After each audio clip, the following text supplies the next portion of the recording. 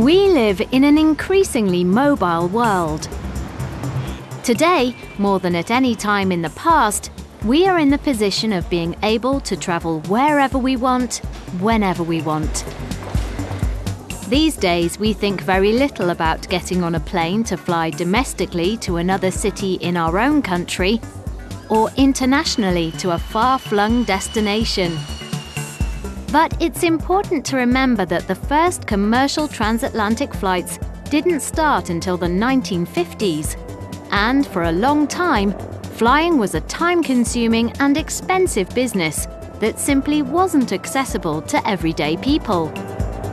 Technology fueled the development of international transport, but even more significantly, it has also transformed the experience of international travel and communication beyond all recognition.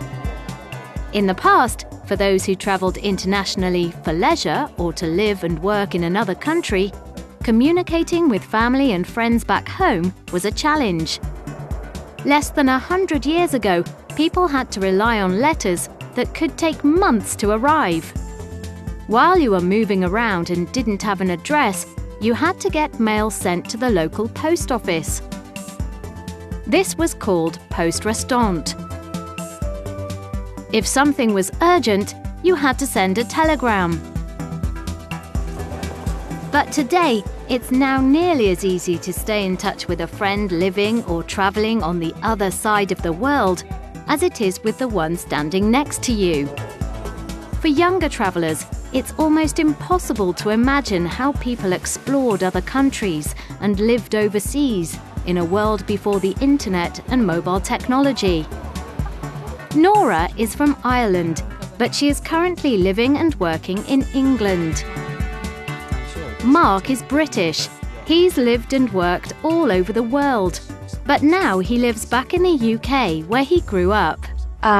My name is Nora. I'm from Galway in the west of Ireland. I'm 22 and living in Oxford now.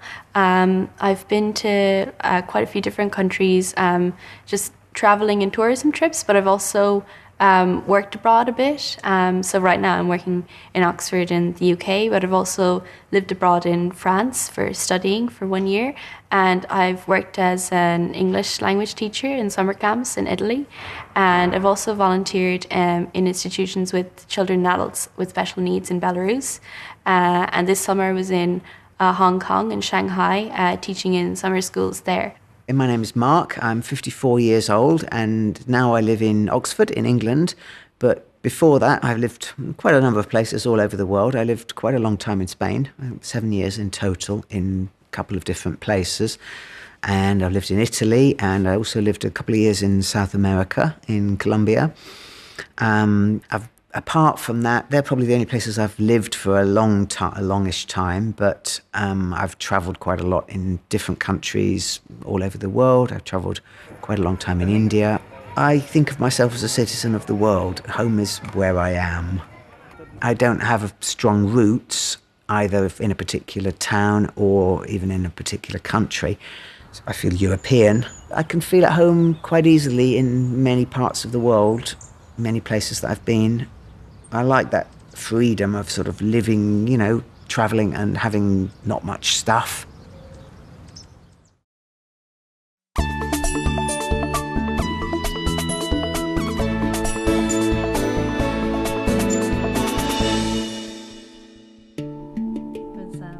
While Mark and Nora have visited some of the same places, they have had very different experiences of international travel.